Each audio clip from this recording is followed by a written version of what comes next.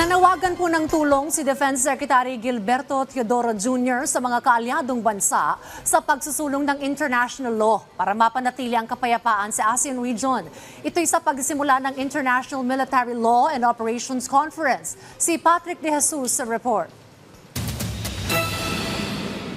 Makailang beses na pagbangga ng mga barko ng China sa mga barko ng Pilipinas. Hanggang sa airspace, umabot na rin ang tensyon. Ilan lang yan sa mga harassment na kinaharap ng bansa kamakailan sa West Philippine Sea. Ngayong Martes, nagsimula na ang ika-35 International Military Law and Operations Conference sa Pilipinas. Kalahok ang higit 20 bansa sa Indo-Pacific region, kasama ang Amerika. Isa sa target talakayin sa 4 na araw na conference ang iba't ibang hamon sa security environment sa rehiyon. Tahasan namang sinabi ni Defense Secretary Gilberto Teodoro Jr. na ang China ang pinakamalaking hadlang sa pagpapanatili ng kapayapaan sa ASEAN region. Nanawagan ng kalihim sa lahat ng kaalyadong bansa na huwag hayaang maging biktima ang Pilipinas sa pagsusulong ng international law. Please help the Philippines be,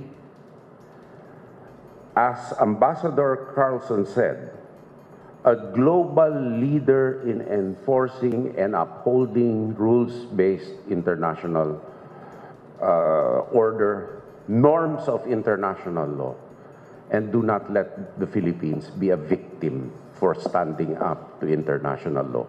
Para kay Teodoro, dapat magkaroon ng mas malawak na interpretasyon ang Mutual Defense Treaty sa pagitan ng Pilipinas at Amerika at hindi nakatuon sa armed attack. We're getting narrowed down by a wooden definition, an armed attack on a public vessel, etc., and the public gets fixated on that. So I think we should broaden the scope of the MDT to face a dynamic and cunning adversary.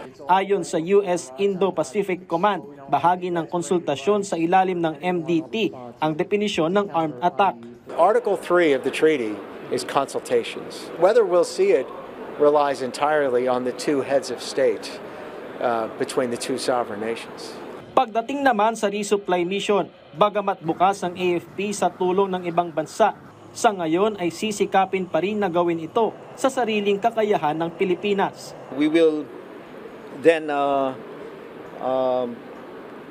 seek for other options when we are already constrained from doing it ourselves. So it's not just perhaps cooperating with the United States, but also with other like-minded nations. Samantala, critical na ang supply na pagkain at iba pang pangailangan ng mga tauhan ng Philippine Coast Guard na nasa BRP Teresa Magbanwa sa Sabina o Escoda Shoal.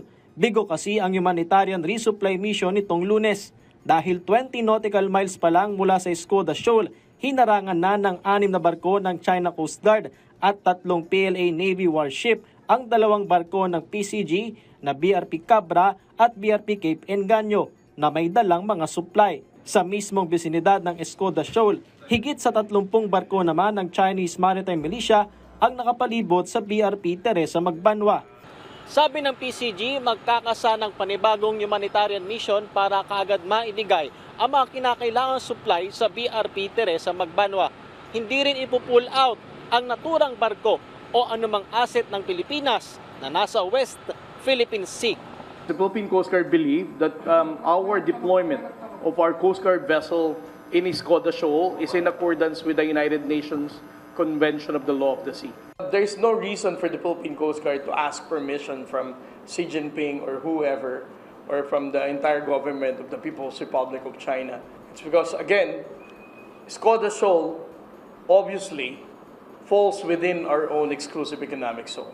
Mula Abril pa na natili sa Escoda Shoal ang BRP Teresa Magbanwa upang bantayan ang nadiskubring kahina-hinalang tambak ng corals at upang pigilan ang posibleng reclamation ng China. Patrick De Jesus para sa Pambansang TV sa Bagong Pilipinas.